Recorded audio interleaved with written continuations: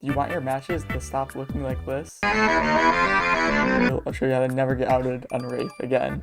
With over 60 tournaments won and having beat the best teams over the course of 4 years, I'd like to be in this new series where I share my expertise in hopes of improving the general skill of players. This video will be targeted for comp players, so I will specifically be covering how to play this set on Dead Dog Saloon, but if you just want to watch this to learn how to improve in your public games, it can also be applied there. Wraith DDS is one of the simplest sets in comp. It often has some of the lowest stage count to expected stage count ratio. What I mean by this is you should always be 4King, but if you seem to watch tournaments and Wraith gameplay, you tend to see that most teams will escape.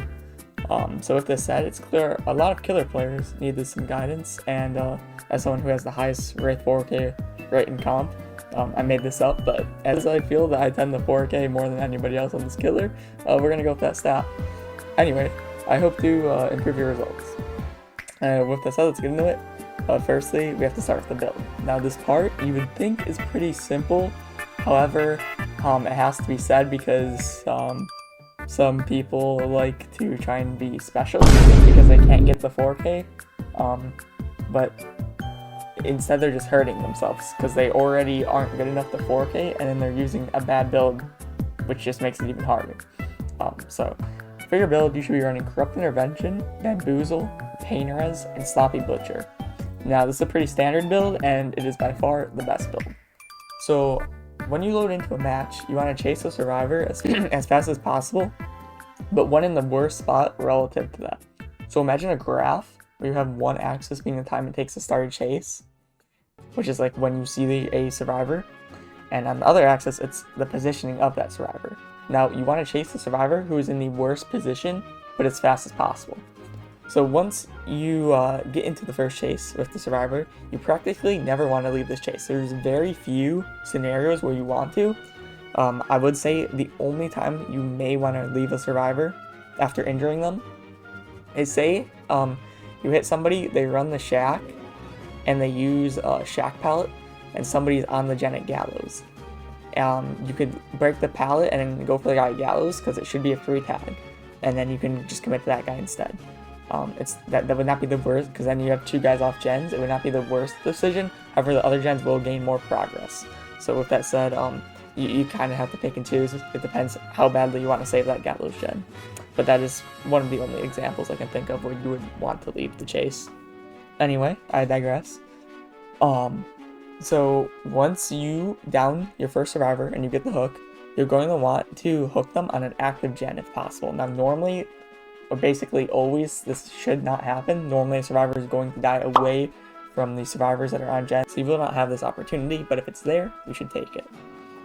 So instead, what you should do is hook them where they used all of the pallets. So say you're chasing them on Dead Dog Saloon where all the houses are. For those that use clock, it would be like 1 through 4, okay? You want to hook them somewhere edge, like 1 or 2 edge. That'd be very good for you because once they get unhooked, they have nothing to work with. There's no exhaustion perks like life allowed in the competitive set, so you could simply down them pretty easily because they can't do much with just windows alone. Okay, so after you get the first hook, you want to go pressure the survivor on the closest gen to you. Now, this kind of requires a little bit of game sense, but just look for the generators closest around you, and normally the survivor should be like 3 splitting the generators at this point, so there should be somebody on a generator somewhat close. Obviously not within the 3 gen around the hook, but there will be somebody decently close. As you are Wraith, you can get there pretty quickly, and you're on a small map. So now once you get to the survivor, you're going to want to chase them. Now your goal here is to get a injury on them, but it is not always that easy, and you do not always have that much time. So what I would say is, minimum, you want to get a pallet out of them. You want to chase them, you want them to drop a pallet, you want to break that pallet. That is the minimum that you want. If you're able to keep chasing them, then you want to get the injury. Now, here's the question is, well, how do I know if I should keep chasing them? Now, this is where it comes down to game sense, but you need to be looking and using your awareness to think, where are the other 2 survivors? If they're on 2 different generators, or they're doubling, either way, you need to have like a plan of, okay, where could these 2 survivors be? And then based on what you can come up with, You need to estimate how much time you have to commit to this before one of them rotates in and gets the pull. Now this is very important because when they get the pull, you want to hit the guy that is unhooking. You want to injure that guy. That is more important than getting the injury on the guy you're chasing off the generator. This is because the guy who's unhooking could have FTP, or simply if that guy is healthy, then he can be there for a body block after he unhooks because he's already not on a gen. So either way, it's very important that you get that injury on the unhook. So once this person gets off the hook, you're going to want to tunnel them out, no matter what. You basically will always want to tunnel the survivor out in the dead zone that you created.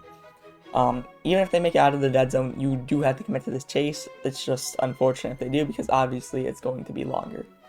So now, once you get this down on the survivor, you will hook them again in the best possible spot, now according to your generator. So on the first hook, you wanted to hook them in a dead zone, but now you want to hook them relative to your generators, with the exception of the shack pallet. Now, if you down the survivor for a second time and they still have shack pallet, then you want to hook them as far away from that resource as possible, because then you can prevent them from making that, and your third chase will be quick as well.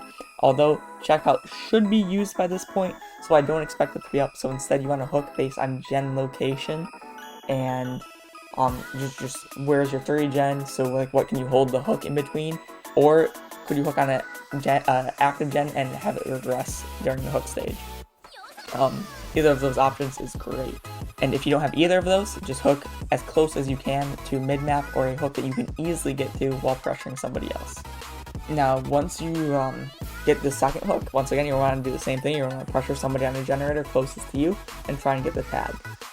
Now, if you go for the tag and you leave and go back to the hook, so say you go for the tag and you're expecting somebody to come in for the pull, and nobody ends up coming in, so now you're in a rough spot. Because if you leave again, you just gave them more time on gen, and then you're also allowing the free pull. So if you leave the first hook and you go commit to somebody for 30 seconds, you don't get the tag, and you're like, fuck, I gotta go back to the hook, somebody's gonna be unhooking. You go back, nobody unhooks.